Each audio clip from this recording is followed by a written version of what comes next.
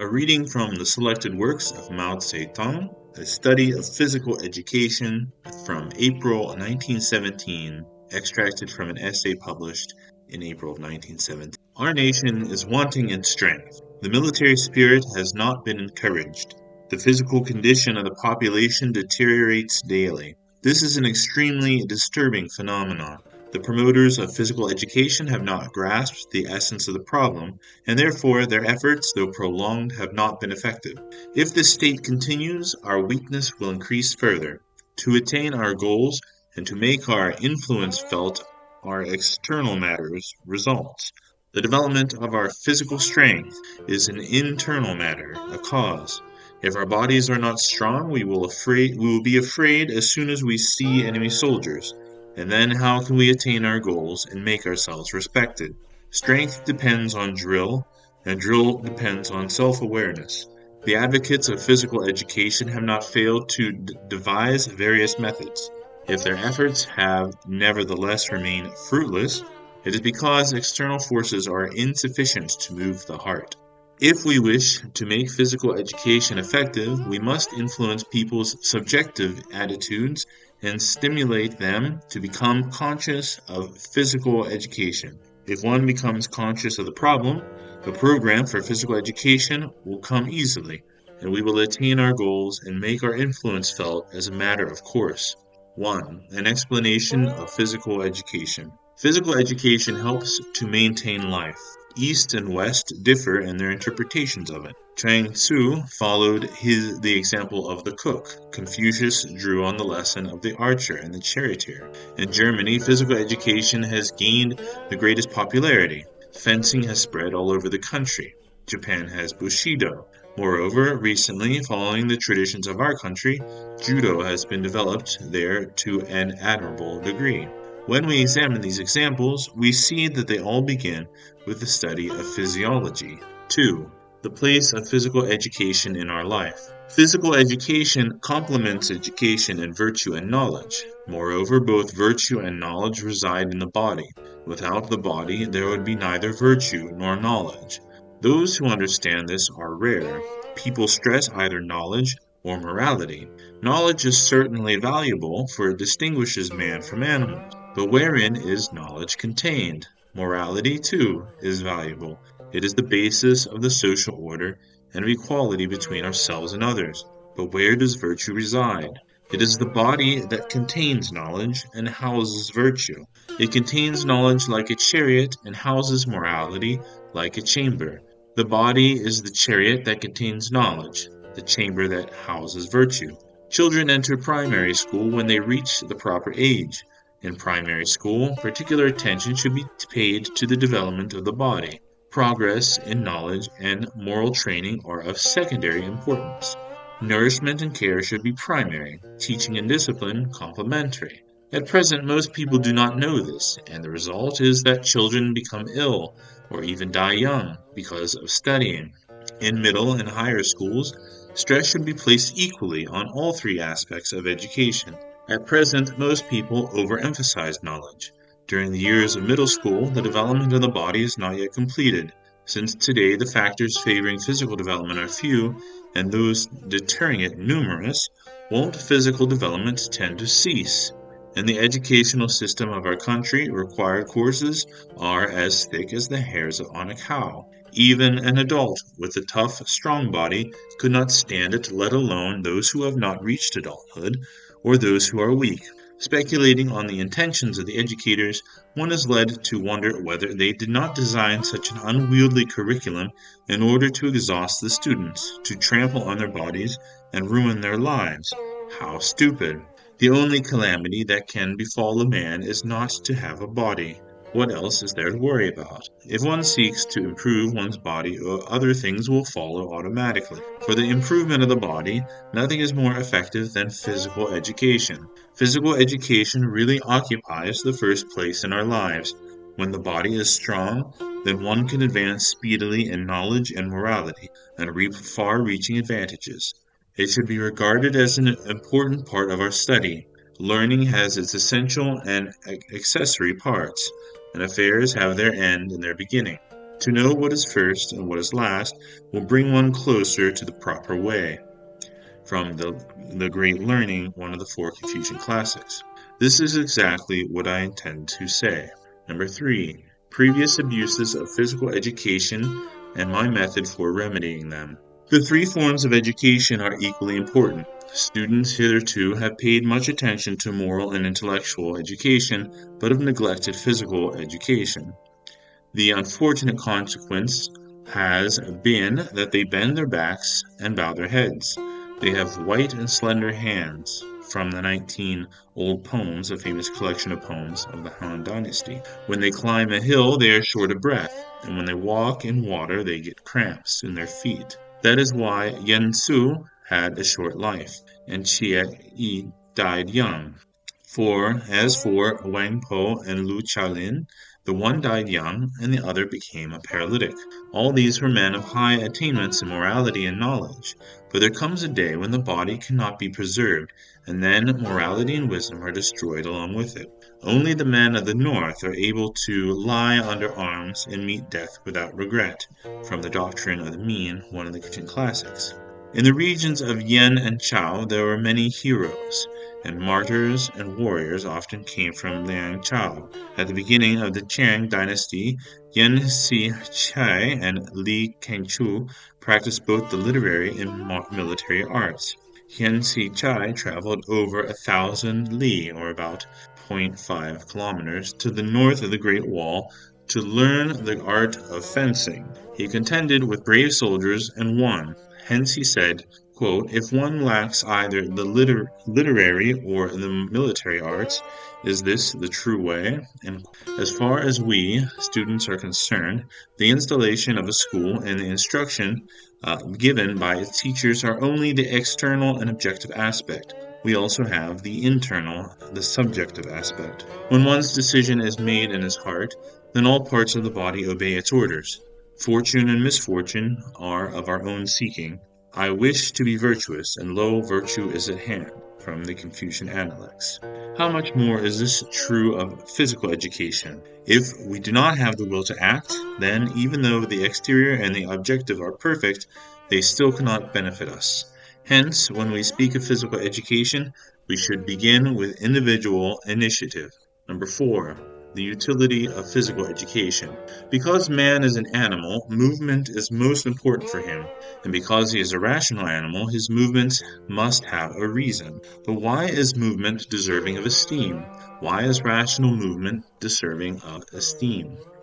To say that movement helps in earning a living is trivial. To say that movement protects the nation is lofty, yet neither is a basic reason. The object of movement is simply to preserve our life and gladden our hearts. Chu Si stresses respect, and Lu Qiyun stresses tranquility. Tranquility is tranquil, and respect is not action. It is merely tranquil. Lao Tzu said that immobility was the ultimate goal. The Buddha sought quiet and methods of contemplation. The art of contemplation is esteemed by the disciples of Chu and Lu. Recently, there have been those who, following these masters, have spoken of methods of contemplation, boasted about effectiveness in their methods, and expressed contempt for those who exercise, thereby ruining their own bodies. This is perhaps one way, but I would not venture to imitate it. In my humble opinion, there is only movement in heaven and on earth. One often hears it said that the mind and the body cannot both be perfect at the same time, that those who use their minds are deficient in physical health, and those with a robust body are generally deficient in mental capacities. This kind of talk is also absurd, and applies only to those who are weak in will and feeble in action, which is generally not the case of superior men. Confucius died at the age of 72, and I have not heard that his body was not healthy. The Buddha traveled continually preaching his doctrine, and died at an old age. Jesus had the misfortune to die unjustly. As for Muhammad, he subjugated the world holding the Quran in his left hand and a sword in his right. All these men were called sages and are among the greatest thinkers. Physical education not only strengthens the body but also enhances our knowledge. There is a saying, "Civilize the mind and make savage the body." This is an apt saying. In order to civilize the mind, one must first make savage the body. If the body is made savage, then the civilized mind will follow. Knowledge consists in knowing the things in the world and in discerning their laws. In this matter, we must rely on our body, because direct observation depends on the ears and eyes, and reflection depends on the brain. The ears and eyes, as well as the brain, may be considered parts of the body. When the body is perfect, then knowledge is also perfect. Hence, one can say that knowledge is acquired indirectly through physical education. Physical strength is required to undertake the study of the numerous modern sciences, whether in school or through independent study. He who is equal to this is the man with the strong body. He who is not equal to it is the man with a weak body. The division between the strong and the weak determines the area of responsibilities each can assume. Physical education not only enhances knowledge, it also harmonizes the sentiments. The power of the sentiments is extremely great. The ancients endeavored to discipline them with reason. Hence they asked, "Is the master, in other words reason, always alert?" They also said, "One should discipline the heart with reason." But reason proceeds from the heart, and the heart resides in the body. We often observe that the weak are enslaved by their sentiments and are incapable of mastering them. Those whose senses are imperfect or whose limbs are defective are often enslaved by excessive passion, and reason is incapable of saving them. Hence it may be called an invariable law that when the body is perfect and healthy, the sentiments are also correct. Physical education not only harmonizes the emotions, it also strengthens the will. The great utility of physical education lies precisely in this.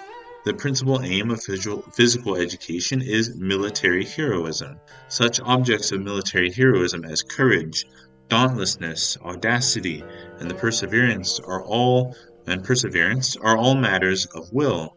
Let me explain this with an example. To wash our feet in ice water makes us acquire courage and dauntlessness as well as audacity. In general, any form of exercise, if pursued continuously, will help to train us in perseverance. Long distance running is particularly good training in perseverance. My strength uprooted mountains, my energy dominated the world, from a poem attributed to Sang Yu. This is courage. If I don't behead the Lao Lan, I swear I will not return. This is dauntlessness. To replace the family with the nation, this is audacity. Yu was always from his home for 8 years, and though he thrice passed the door of it, he did not enter. Reference to Mencius. This is perseverance. All these can be accomplished merely on the basis of daily physical education. This will is the antecedent of a man's career. Those whose bodies are small and frail are flippant in their behavior. Those whose bodies are small and frail are flippant in their behavior. Those whose skin is flabby are soft and dull in will. Thus does the body influence the mind. The purpose of physical education is to strengthen the muscles and the bones. As a result, knowledge is enhanced, the sentiments are harmonized, and the will is strengthened. The muscles and the bones belong to our body. Knowledge, sentiments, and will belong to our heart. When both the body and the heart are at ease, one may speak of perfect harmony. Hence, physical education is nothing else but the nourishing of our lives and the gladdening of our hearts. Number 5. The reasons for disliking exercise. Exercise is the most important part of physical education. Nowadays, students generally dislike exercise. There are 4 reasons for this. 1. They do not have self-awareness. If a thing is to be put into practice, one must first take pleasure in it. One must understand in detail the whys and the wherefores. To know in detail the whys and the wherefores is self-awareness. People generally do not know the interrelation between exercise and themselves, or they may know it in general terms but not intimately. 2. They cannot change their long-established habits. Our country has always stressed literary accomplishment. People blush to wear short clothes. And as an aside, the mode of dress of the swordsman of King Wen of Chao, according to the chapter of the Taoist classic Chuang Tzu. Hence, there is a common saying, a good man does not become a soldier. 3. Exercise has not been propagated forcefully. 4. Students feel that exercise is shameful. According to my humble observation, this is really the major reason for disliking exercise. Flowing garments, a slow gait, a grave, calm gaze, these institute a fine deportment, respected by society. Why should one suddenly extend an arm or expose a leg, stretch and bend down? Is this not strange? Hence, there are those who know well that their body needs exercise, and moreover, wish very much to do so, but they cannot. There are those who can exercise only with a group, not by themselves, and those who can exercise in privacy, but not in public. In short, all this is due to feelings of shame. All four of these are reasons for disliking exercise. The first and the fourth are subjective, and changing them depends on ourselves. The second or third are objective, and changing them depends on others. What the superior man seeks in himself, the analects, that which depends on others is of lesser importance. Number 6. The methods of exercise should be few. Tsang Wencheng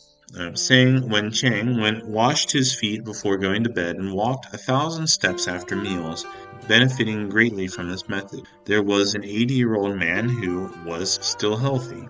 On being asked how he maintained his health, he replied, "I don't eat hearty meals, and that's all." Nowadays, the methods of exercise are very diverse, more than I can count. But although there may be several score or even several hundred, a branch in the forest is sufficient for the bird to lodge in, and if it drinks at the river, it does not drink more than what its stomach can hold. From Cheng Tzu. We have only this body, and only these senses, bones, viscera, and veins. Even though there are several hundred methods of exercise, all of them are improving the circulation of the. If one method can accomplish this, the result of 100 methods is the same as that of one.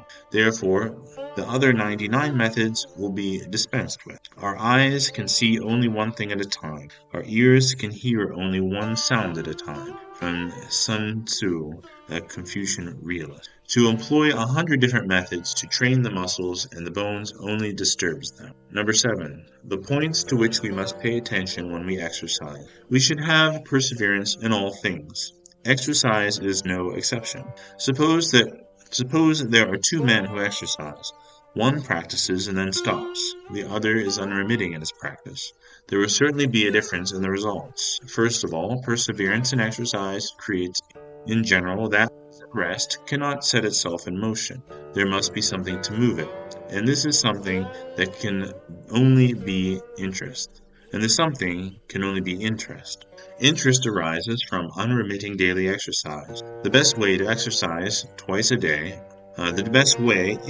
exercise twice a day, on getting up and before going to bed, in the nude, and the next best way is to wear light clothes. Too much clothing impedes movement. If one does this daily, the idea of exercise is continually present and never interrupted. Today's exercise is a continuation of yesterday's exercise, and thus leads to tomorrow's exercise. The individual exercise periods need not be long. 30 minutes are sufficient. In this way, a certain interest will naturally arise. Secondly, perseverance in exercise can create pleasure. Exercise over a long time can produce great results and give rise to a feeling of personal value. As a result, we will be able to study with joy, and every day we'll see some progress in our virtue. Our heart is filled with boundless joy because we have persevered and obtained a result. Pleasure and interest are distinct. Interest is the origin of exercise, and pleasure its consequence. Interest arises from the action, and pleasure from the result. The two are naturally different. Perseverance without concentration of mind can hardly produce results. If we look at flowers from a galloping horse, even though we may look daily, it is not like having seen them at all. It is not like not having seen them at all. If one person's heart follows a swan in the sky, he cannot compete with a person who has meanwhile been studying carefully. Hence, one should concentrate all one's effort on exercise. During exercise, the mind should be on the exercise. Idle and confused thoughts should all be put aside. The superior man's deportment is cultivated and agreeable. But one cannot say this about exercise. Exercise should be savage and rude. To be able to leap on horseback and to shoot at the same time, to go from battle to battle, to shake the mountains by one's cries, and the colors of the sky by one's roars of anger, to have the strength to uproot mountains like Sang Yu, and the audacity to pierce the mark like Yu Chi. All this is savage and rude, and has nothing to do with delicacy. In order to progress in exercise, one must be savage. If one is savage, one will have great vigor and strong muscles and bones. The method of exercise should be rude. Then one can apply oneself seriously, and it will be easy to exercise. These two things are especially important for beginners. There are three things to which we must pay attention in exercise. 1. Perseverance.